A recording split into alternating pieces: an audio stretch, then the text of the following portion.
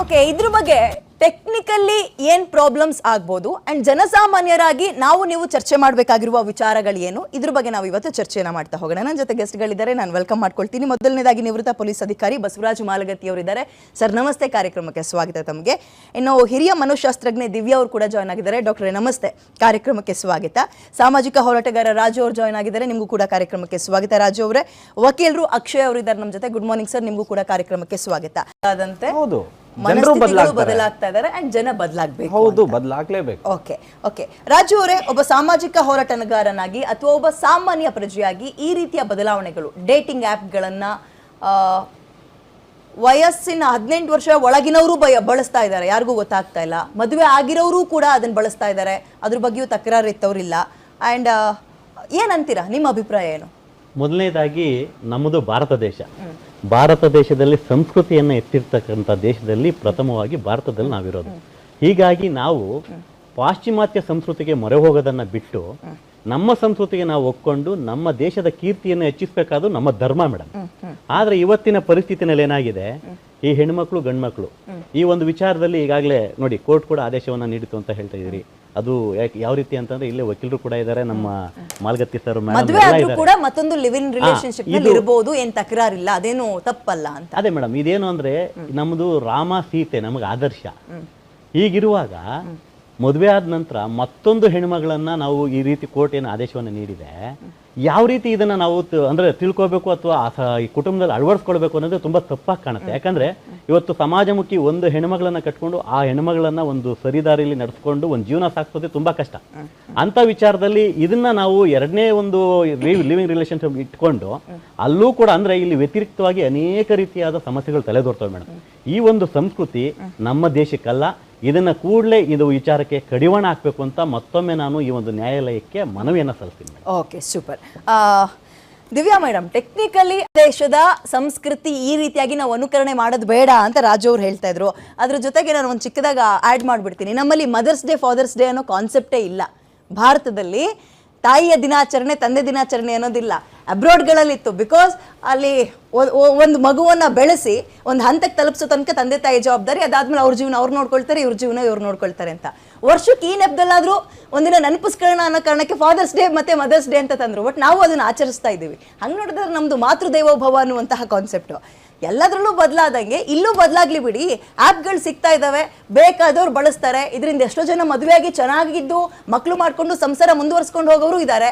ನನಗೆ ಬೇಕಾಗಿರುವ ಹುಡುಗರನ್ನ ನಾನು ಆಯ್ಕೆ ಮಾಡ್ಕೊಳ್ತೀನಿ ಅಥವಾ ಬೇಕಾಗಿರೋ ಹುಡುಗಿಯನ್ನ ಆಯ್ಕೆ ಮಾಡ್ಕೊಳ್ತೀನಿ ಅಂತ ಹೇಳಿ ಚೆನ್ನಾಗಿ ಜೀವನ ಮಾಡ್ತಾ ಇರೋರು ಇದ್ದಾರೆ ಅನ್ನೋದು ಅವ್ರ ವಾದ. ಇದೇನು ಅಂದ್ರೆ ವಾದ ಅಂತಲ್ಲ, ಆಕ್ಚುಲಿ ಇದು ಫ್ಯಾಕ್ಟ್. ಒಪ್ಕೊಳ್ತೀನಿ, ಆ್ಯಪ್ ತಂದಿರೋದು ಉದ್ದೇಶ ತಪ್ಪು ಸರಿ ಅಂತ ಹೇಳಲಿಕ್ಕೆ ಹೋಗಲ್ಲ. ಈಗ ಇದೇನಾಗ್ತಾ ಇದೆ ಅಂದ್ರೆ ಘನ ನ್ಯಾಯಾಲಯ ನೀಡಿರತಕ್ಕಂಥ ಇದು ಆದೇಶ, ಈಗ ಅನ್ಯೋನ್ಯತೆಯಿಂದ ಗಂಡ ಹೆಂಡತಿ ಸಂಬಂಧ ಚೆನ್ನಾಗಿರುತ್ತೆ. ಇಲ್ಲಿ ಏನಾಗುತ್ತೆ, ಮನುಷ್ಯ ಯಾವತ್ತು ಹೊಸತನವನ್ನು ಹುಡ್ಕೊಂಡು ಹೋಗ್ತಾ ಇರ್ತಾನೆ. ಅದು ಎಲ್ಲರ ಒಂದು ಸಹಜ ಅಭಿಪ್ರಾಯ. ಈ ಒಂದು ಅಮೆರಿಕ, ಇದು ಭಾರತ, ಫ್ರಾನ್ಸ್ ಅಂತ ಬರಲ್ವಾ ಹೊಸದನ್ನ ಹುಡ್ಕೊಂಡು ಹೋಗ್ಬೇಕಾದ್ರೆ? ಅಂದ್ರೆ ಮೇಡಮ್ ಆತರ ಹೇಳ್ಬೇಕು ಅಂದ್ರೆ ಪ್ರತಿ ಹೆಜ್ಜೆ ಸಾಧನೆ ಆಗ್ಬೇಕು ಅಂತ ಒಂದು ಮನುಷ್ಯನ ಒಂದು ರೀತಿ. ಅದರಲ್ಲಿ ಇದು ನಾವೇನ್ ಹೇಳ್ತೀವಿ, ಎಷ್ಟೇ ಇದ್ರು ನಮಗ್ ಸಾಲಲ್ಲ, ಎಲ್ಲಾ ಬೇಕು ಎಲ್ಲಾ ಬೇಕು. ಇಂತ ಒಂದು ವಿಚಾರದಲ್ಲಿ ಈಗ ಒಂದು ಹೆಣ್ಣನ್ನು ಮದುವೆ ಆಗಿರ್ತಕ್ಕಂಥ ವ್ಯಕ್ತಿ ಈ ಒಂದು ಆಪ್ ಅನ್ನ ಎಲ್ಲೋ ಇನ್ನೊಬ್ರು ಯಾರೋ ಅನುಸರಿಸ್ತಾ ಇರೋದು ನೋಡ್ತಾರೆ, ಆಯ್ತಾ. ಚೆನ್ನಾಗಿರೋ ಅನ್ಯೋನ್ಯತೆಯಿಂದ ಇದ್ದಂತ ಗಂಡ ಹೆಂಡತಿ ನಾನು ಒಂದ್ಸಲ ಟ್ರೈ ಮಾಡೋಣ, ಈ ಒಂದು ಬದಲಾವಣೆಗಳು ಸಂಬಂಧಗಳು ಹಾಳಾಗ್ತವೆ, ದಾರಿ ಆಗುತ್ತೆ. ಹೊಸತನವನ್ನ ಹುಡುಕ್ತಕ್ಕಂಥ ಮನುಷ್ಯನಿಂದ ಇದೆಲ್ಲ ಆಗುತ್ತೆ. ಅದು ನಮ್ಮ ಒಂದು ಪೊಲೀಸರು ಕಾನೂನು ನಮ್ಮ ಮನೆ ಒಳಗ್ ಬಂದು ನಮ್ಮನ್ನ ಕಟ್ಟಿ ಹಾಕಕ್ಕಾಗಲ್ಲ. ನನ್ನ ಏನ್ ಕೇಳ್ತಾ ಇದೀನಿ ಅಂದ್ರೆ, ಪ್ರತಿಯೊಬ್ಬ ವ್ಯಕ್ತಿಗೆ ತನ್ನದೇ ಆದಂತ ಒಂದು ಬದ್ಧತೆ ಇರಬೇಕು, ಅದು ಮ್ಯಾಟರ್. ಸಂಸ್ಕೃತಿನಲ್ಲಿ ಇವೆಲ್ಲ ಒಳ್ಳೇದಲ್ಲ. ಒಬ್ರು ಹಿರಿಯರು ಇರ್ಬೋದು, ನಾವ್ ಹೇಳಲಿಕ್ಕೆ ಹೋಗಲ್ಲ. ಈ ಒಂದು ವಾತಾವರಣ ಘನ ನ್ಯಾಯಾಲಯಕ್ಕೆ ನಾವು ಕೂಡ ಒಂದು ಮನವಿಯನ್ನ ಸಲ್ಲಿಸ್ತೀವಿ. ಯಾಕಂದ್ರೆ ನೀಡಿರ್ತಕ್ಕಂಥ ಆದೇಶದಲ್ಲಿ ಕೆಲವು ಮಾರ್ಪಾಡುಗಳಂತ ಇದೇನು ನೀಡಿ, ಯಾಕೆ ಗೊತ್ತಾ, ಇವತ್ತು ಒಂದು ಒಂದು ಕುಟುಂಬದಲ್ಲಿ ಈಗ ನೀವು ಕುಳಿತಿದ್ದಾರೆ, ಎಷ್ಟು ವ್ಯಾಜ್ಯಗಳು ಬರ್ತವೆ. ಕರೆಕ್ಟ್ ಆಗಿದ್ರು ಕೂಡ, ಮಾಲ್ಗತ್ತಿ ಸರ್ ಹೇಳ್ದಾಗೆ ಕರೆಕ್ಟ್ ಆಗಿದ್ರು ಕೂಡ ಅನೇಕ ವ್ಯಾಜ್ಯಗಳು ಕುಟುಂಬದಲ್ಲಿ ಬರ್ತವೆ. ಅದನ್ನು ನಿಭಾಯಿಸೋದೇ ಹೆಚ್ಚು ತೊಂದರೆ ಇದ್ದಾಗ ಈ ವಿವಾಹೇತರ ಸಮಯದಲ್ಲಿ ಈಗಾಗಲೇ ನೋಡ್ತಾ ಇದೀವಿ, 4 ಕೋಟಿ ವಿವಾಹೇತರು ಈ ಒಂದು ರಿಜಿಸ್ಟರ್ ಆಗಿದ್ದಾರೆ ಆಲ್ರೆಡಿ ಈ ಒಂದು ಆಪ್ಗೆ. ಅಂದ್ರೆ ಇಲ್ಲಿ ಹೋಗ್ತಾ ಇದೆ ನಮ್ಮ ಸಂಸ್ಕೃತಿ. ಇದೇ ರೀತಿ ಮುಂದುವರೆದ್ರೆ ಅಮೆರಿಕಾಗಿನ್ನ ಏನ್ ನಾವು ಕಡಿಮೆ ಇಲ್ಲ. ಈಗ ಒಬ್ಬರಲ್ಲಿ ನಿಮ್ಗೆ ಗೊತ್ತಲ್ಲ ಯಾವ ರೀತಿ ಇದೆ ಅಂದ್ರೆ, ಒಂದು ಸಂಬಂಧಗಳಿಗೆ ಬೆಲೆ ಇಲ್ಲ. ತಂದೆ ತಾಯಿ ಸಹೋದರಿ ಸಹೋದರ ಯಾವುದೇ ರೀತಿಯ ಒಂದು ಸಂಬಂಧಗಳ ಬೆಲೆನೇ ಇಲ್ಲದೆ ಬದುಕ್ತಾ ಇರ್ತಕ್ಕಂಥ ಒಂದು ಸಂಸ್ಕೃತಿ ಅಲ್ಲಿರುವಾಗ ಅದನ್ನೇ ನಾವಿಲ್ಲಿ ಮುಂದುವರ್ಸಿದ್ರೆ ನಮ್ಮ ದೇಶಕ್ಕೂ ಆ ದೇಶಕ್ಕೂ ವ್ಯತ್ಯಾಸ ಏನಿರುತ್ತೆ. ಎಲ್ಲ ನಡೀತಾ ಇದೆಯಾ ಅನ್ನೋದು ಈ ಆ್ಯಪ್ಗೆ ಕಂಪೇರ್ ಮಾಡಿದ್ರೆ ಏನೂ ಅಲ್ಲ. ಆಮೇಲೆ ರಾಜು ಅವ್ರಿಗೆ ಇನ್ನೊಂದು ಗಮನಕ್ಕೆ ತರ್ತೀನಿ, ಅವ್ರಿಗೆ ಅವ್ರು ನೋಡಿದಾರೆ ಇಲ್ವೋ ಗೊತ್ತಿಲ್ಲ, ಹೆಂಗಾಗ್ತಿದೆ ಅಂದ್ರೆ ಬರೀ ಆ್ಯಪ್ಗಳಿಂದನೇ ಯಾಮಾರ್ತಾ ಇಲ್ಲ ಮದುವೆ ವಿಚಾರದಲ್ಲಿ. ಡೆಫಿನೆಟ್ಲಿ ಆ ಹೆಣ್ಮಗಳಿಗೆ, ಆ ಮಹಿಳೆಗೆ ಮದುವೆ ಆಗಿ 2 ಮಕ್ಳಿದ್ದಾರೆ, ಗಂಡನೂ ಇದ್ದಾನೆ. ಬ್ರೋಕರ್ ಹಣದಾಸೆಗೋಸ್ಕರ ಅವಳಿಗೂ ಕೊಡ್ತೀನಿ, ನಾನು ಸ್ವಲ್ಪ ದುಡ್ಡು ಇಟ್ಕೊಳ್ತೀನಿ ಅಂತ ಪಾಪ ಮದುವೆ ಆಗ್ದಲೆ ಹುಡುಗಿ ಸಿಗ್ತಾಳೆ ಅಂತ ಕಾಯ್ತಾ ಇದ್ದು ಹುಡುಗರಿಗೆ ತಗೊಂಡೋಗಿ ಮದುವೆ ಮಾಡಿದ್ದಾರೆ. 2-3ನೇ ದಿನಕ್ಕೆ ಗೊತ್ತಾಯ್ತು ಇವಳು ಹುಡುಗಿ ಅಲ್ಲ, ನಾನು ಆಲ್ರೆಡಿ 2 ಮಕ್ಳಿರುವಂತಹ ತಾಯಿನ ಮದುವೆ ಆಗಿದ್ದೀನಿ ಅಂತ ಪಾಪ ಅವನಿಗೆ ಆಮೇಲೆ ಗೊತ್ತಾಗ್ತಾ ಇದೆ. ಡೇಟಿಂಗ್ ಆ್ಯಪ್ಗಳಿಂದ ಆಗ್ತಾರೋ ಮೋಸ ಅಲ್ಲ, ಇದು ನೇರವಾಗಿ ಆಗ್ತಾ ಇದೆ. ಇದನ್ನ ಹೆಂಗ್ ಸರಿ ಮಾಡ್ಕೊಳ್ತೀರಿ ಅಂತನೂ ಪ್ರಶ್ನೆ ಬರುತ್ತೆ. ಹೇಳೋದು ಮನುಷ್ಯ ಇವತ್ತು ಏನು ನೀವು ಈಗೇನು ನ್ಯಾಯಾಲಯ ಆದೇಶ ನೀಡಿತ್ತಲ್ಲ ಅದಕ್ಕೆ ಮುಂಚೆ ಹೇಳ್ತಾ ಇದ್ರ ತಾವು ಇದಾಗಿರೋದು. ಇಲ್ಲ ಸರ್, ಮೊನ್ನೆ ಆಯ್ತು ಒಪ್ಕೊಳ್ತೀನಿ. ಆಯ್ತು ಆದ್ಮೇಲೆ ಮದುವೆಗೆ 2-3 ಮಕ್ಳು ಇರ್ತವೆ, ಅವಳು ಬರ್ತಾಳೆ ಹಣದಾಸೆಗೆ ಮದುವೆಗಕ್ಕೆ ಅಂತ, ಮಗಳು ರೀತಿಯಲ್ಲಿ ರೆಡಿಯಾಗಿ. ಬ್ರೋಕರು ಹಣ ತಿಂದ, ಹೆಣ್ಮಗ್ಳಿಗೂ ಹಣ ಒಡವೆ ಗಿಡವೆ ಏನ್ ಸಿಕ್ತು ತಗೊಳ್ತಾಳೆ, 3ನೇ ದಿನಕ್ಕೆ ಕಾಲ್ ಕೇಳ್ತಾಳೆ. ಇನ್ನೊಂದ್ ಕೇಸಲ್ಲಿ ಏನಾಯ್ತು ಅಂದ್ರೆ ಮೊದಲನೇ ರಾತ್ರಿ ದಿನ ಎಲ್ಲ ರೆಡಿ ಮಾಡಿದ್ರಂತೆ, ಮದುವೆ ಆದಾಗ ಅಮ್ಮನಿಗೆ ಫೋನ್ ಮಾಡ್ತಾವ ಮಕ್ಕಳು. ಆ ಅಮ್ಮನ ಫೋನನ್ನ ಹೊಸದಾಗಿ ಮದುವೆ ಆಗಿರೋ 2ನೇ ಗಂಡ ಫೋನ್ ರಿಸೀವ್ ಮಾಡ್ತವೆ. ನಮ್ಮಮ್ಮ ಇಲ್ವಾ ಅಂತ ಕೇಳಿದಾಗ ಶಾಕ್ ಅವನ್ಗೆ. ಅಂದ್ರೆ ಸಿಚುವೇಶನ್ ಹಂಗಾಗಿದೆ. ಇದ್ಯಾವುದು ಡೇಟಿಂಗ್ ಆ್ಯಪ್ಗಳಿಂದ ಆಗ್ತಾ ಇರೋದಲ್ಲ, ಮದುವೆ ಏನಂತಾರೆ ಸರ್, ಅದು ಬ್ರೋಕರ್ಗಳಿಂದ ಆಗ್ತಾರೋ ಎಡವಟ್ಟುಗಳು. ಅದಕ್ಕೆ ಏನಂತೀವಿ ಅಲ್ಲ, ಮತ್ತೆ ಅವ್ರೇನ್ ಎಲ್ಲ ಆದ್ಮೇಲೆ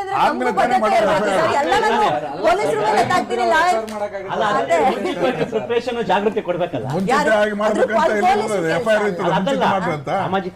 ಸಾಮಾಜಿಕವಾಗಿ ಕಾನೂನು ಕೂಡ ಭದ್ರ ಆಗ್ಬೇಕು ಅನ್ನೋದನ್ನ ನಾನು ಕೇಳ್ತೀನಿ. ಕಾನೂನಲ್ಲಿ ಆಪ್ಗಳು ಬರ್ತವೆ ಅನ್ನೋ ಕಾರಣಕ್ಕೆ ನಾವು ಕೂಡ ರಿಸೀವ್ ಮಾಡ್ಕೊಳ್ತೀವಿ. ನಮ್ಮಲ್ಲಿ ಏನಿದೆ ಕಾನೂನು ಆರೋಪಿಯ ಮನವನ್ನ ಪರಿವರ್ತನೆ ಮಾಡೋ ಉದ್ದೇಶದಿಂದ ನಮ್ಮಲ್ಲಿ ಕಾನೂನು ಉದ್ಧಾರ ಆಗ್ಲಿ, ಅವನು ಪರಿವರ್ತನೆ ಆಗ್ಲಿ, ಒಳ್ಳೆ ಮನುಷ್ಯ ಆಗ್ಲಿ ಅನ್ನೋ ಉದ್ದೇಶದಿಂದ ಕಾನೂನು ಮಾಡಿದ್ದಾರೆ. ಭಾರತದಲ್ಲಿ ಈ ಗಲ್ಫ್ ಕಂಟ್ರಿಯಲ್ಲಿ ಹೆಂಗ್ ಕಳು ಮಾಡಿದ್ರೆ ಕೈ ಕಟ್ ಮಾಡ್ತಾರೆ, ಹಾಗೆ ಇಲ್ಲಿ ಮಾಡ್ಲಿ ಅಂತ ಕಾನೂನು ಬೇಕು. ಹೆಂಗಿದೆ ಉದಾಹರಣೆ ಅಂದ್ರೆ, ಉದಾಹರಣೆ ಕೊಡ್ತಾ ಇದೀನಿ. ಈಗ ಆಪ್ಗಳು ಬಂದಿದಾವಲ್ಲ, ಇದಕ್ಕೆ ಜಾಗೃತಿ ಮೂಡಿಸಿ ಈಗಲೇ ಕಡಿವಾಣ ಹಾಕಿ ಅಂತ ನಾನು ಹೇಳ್ತಾ ಇದ್ದೀನಿ. ಪಾಠ ಮಾಡ್ಲಿ, ಒಂದು ಪಾಠದಲ್ಲಿ ಸೇರಿಸಲಿ, ಅದು ಸಬ್ಜೆಕ್ಟ್ ನೈತಿಕತೆ ಬಗ್ಗೆ ತಿಳಿಸಲಿ, ಮಕ್ಕಳಿಗೆ ಹೇಳಿ. ಇನ್ನೇನು ಗುರು ದೇವೋಭವ ಅಂತೀರಿ ನೀವು, ಅದನ್ನ ಬೇಡ ಆಚಾರ್ಯ ದೇವೋಭವ ಮಾಡ್ರಿ ಅಂದ್ರೆ ಹೆಂಗೆ? ನೀವು ಈ ಆಪ್ಗಳು ತಂದು ಸಂಸ್ಕೃತಿನೇ ಮರೆತು ಪಾಶ್ಚಿಮಾತ್ಯ ದೇಶಗಳ ಸಂಸ್ಕೃತಿ ಮೊರೆ ಹೋಗ್ತೀರಿ ಅನ್ನೋದಾದ್ರೆ ಸರ್, ಆಪ್ಗಳು ಬಂದ ತಕ್ಷಣ ಸಂಸ್ಕೃತಿ ಹೋಯ್ತು ಅಲ್ಲ ಮೇಡಮ್. ಸರ್ಕಾರ ಏನ್ ಮಾಡ್ತಾ ಇದೆ ಈಗ, ಒಂದು ಕುಟುಂಬನ ಕಾಪಾಡಬೇಕಾದ ಜವಾಬ್ದಾರಿ ಪ್ರಸ್ತಾಪ ಆಗ್ತದೆ ಗೊತ್ತಾ. ನಮ್ ರೈತರ ಮಕ್ಕಳಿಗೆ ಹೆಣ್ ಸಿಗ್ತಾ ಇಲ್ಲ, ತಿಂಗಳಿಗೆ ಇಷ್ಟಿಷ್ಟು ಅಮೌಂಟ್ ಕೊಡ್ತೀವಿ ರೈತರ ಮಕ್ಳಿಗೆ ಮದುವೆ ಆದ್ರೆ ಅಂತ ಹೇಳಿ ಅಂತಿದ್ದಾರೆ. ಅಂದ್ರೆ ಹುಡುಗಿ ಅಭಾವ ಆ ಪ್ರಮಾಣದಲ್ಲಿದೆ. ಈ ಆಪ್ಗಳು ಎಷ್ಟೋ ಜನಕ್ಕೆ ಬೇಕಾಗಿರುವ ಸಂಗತಿಗಳನ್ನು ಹುಡುಕಳಕ್ ಸಹಾಯ ಮಾಡ್ತಾ ಇದಾವೆ, ಇಲ್ಲ ಅಂತಲ್ಲ. ಮಿಸ್ಯೂಸ್ ಅಂತ ಬಂದಾಗ ನಾನು ಮಾಡ್ಬೇಕಾ ಬೇಡವಾ ಅನ್ನೋದು ನನಗಿರ್ಬೇಕು ಬದ್ಧತೆ ಅನ್ನೋದು. ಆದ್ರೆ ಅದ್ರ ಜೊತೆಗೆ ಈ ಆಪ್ಗಳಲ್ಲಿ ನಾನು ನನ್ನ ಫೇಕ್ ಫೋಟೋ ಹಾಕ್ತೀನಿ, ಯಾವ್ದೋ ಫೋಟೋ ಹಾಕ್ತೀನಿ, ಆಮೇಲೆ ವಯಸ್ಸು ತಪ್ಪಾಗಿ ಹೇಳ್ತೀನಿ. ಈಗ ಲಾಯರ್ ಹೇಳ್ತಾ ಇದ್ರಲ್ಲ, ಮದುವೆ ಟ್ರಾನ್ಸ್ಜೆಂಡರ್ದೊಂದು ರೀಸನ್ ಹೇಳ್ತಾ ಇದ್ರು. ಮದುವೆ ಆಗಿ ಮೊದಲನೇ ರಾತ್ರಿ ಗೊತ್ತಾಗಿರೋದು ನಾನು ಹುಡುಗಿನೆಲ್ಲ ಮದುವೆ ಆಗಿರೋದು ತೃತೀಯ ಲಿಂಗಿನ ಅಂತ. ಇಂಥ ಕೇಸ್ಗಳೆಲ್ಲ ಆಗಬಾರ್ದು ಅಂದ್ರೆ ಏನು, ಡೇಟಿಂಗ್ ಆಪ್ಗಳು ಸಹಾಯ ಮಾಡುತ್ತೆ ಒಬ್ಬೊಬ್ಬರನ್ನ ಅರ್ಥಕೊಳ್ಳಕ್ಕೆ ಅಂತ. ಸೊ ಪಾಸಿಬಿಲಿಟೀಸು ಇದೆ, ಡಿಸ್ಅಡ್ವಾಂಟೇಜು ಇದೆ. ನಾವು ಹೆಂಗ್ ತಗೊಳ್ತೀವಿ ಅನ್ನೋದು ಇಂಪಾರ್ಟೆಂಟ್ ಆಗುತ್ತೆ. ಅಂದ ಮಾತ್ರಕ್ಕೆ ಬರೀ ನಮ್ಮ ಮೇಲೆ ನಿಂತ್ಕೊಳ್ಳಲ್ಲ, ಕಾನೂನು ಸ್ವಲ್ಪ ಭದ್ರ ಆಗ್ಬೇಕು. ಈ ಯಾವ್ದೋ ಫೋಟೋ, ಯಾವ್ದೋ ಐಡಿ ಕೊಡ್ತೀನಿ, ಇನ್ನೇನೋ ಅಲ್ಲಿ ತಪ್ಪಾಗಿ ಹಾಕ್ತೀನಿ ಅಂದಾಗ ಅದು ಇಲ್ಲ ಆಗ್ತಾ ಇದ್ದಾನೆ ಅನ್ನೋದಿಲ್ಲ, ಆರಾಮಾಗಿ ಆಗ್ತಾರೆ. ನಮ್ಮಲ್ಲಿ ಸತ್ಯೋಡನೆ ಸಾಗಮನ ಇತ್ತು ಮೊದಲು, ಸನಾತನ ಧರ್ಮ. ಹೋಗಂತ ಬೆಂಕಿ ನೀನು ಈಗೇನಿದೆ, ಬದಲಾವಣೆ ಅನಿವಾರ್ಯ, ಬದಲಾವಣೆ ಆಗ್ತಾ ಇದೆ. We are becoming more open. ಏನಂತೀರಾ ರಾಜು ಅವರೇ? Last comment. ಸೊ ಬರೀ ಬೈಯೋದೇ ಬೇಡ ಆಪ್ಗಳಿಗೆ, ಅನುಕೂಲಗಳು ಇದಾವೆ. ಬೈಯೋದೇನು ಬೇಡ.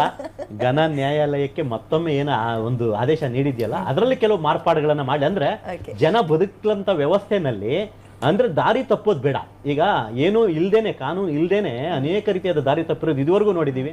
ಮುಂದಾದ್ರೂ ಇಂಥದನ್ನ ಮನಗೊಂಡು ಘನ ನ್ಯಾಯಾಲಯಕ್ಕೆ ನಾವೆಲ್ಲರೂ ಕೂಡ ಮನವಿಯನ್ನ ಮಾಡ್ತೇವೆ.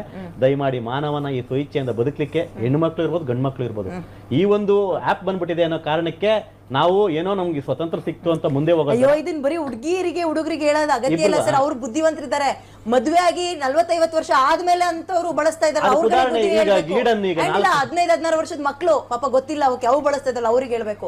ಈ 20-30 ವರ್ಷ 35 ವರ್ಷ ಅವ್ರು ತುಂಬಾ ಜವಾಬ್ದಾರಿಯಿಂದ, ಮೆಚುರಿಟಿಯಿಂದ ಈಗ ಸದ್ಯಕ್ಕೆ ಇದ್ದಂಗೆ ಕಾಣಿಸ್ತಾ ಇದೆಯಪ್ಪ. ನನ್ನ ಜೀವನ ಹೆಂಗಿರ್ಬೇಕು, ಯಾರ ಜೊತೆ ಇರ್ಬೇಕು ಅಂತ ಡಿಸೈಡ್ ಮಾಡೋ ತಾಕತ್ ಅವ್ರಗಳಿಗಿದೆ.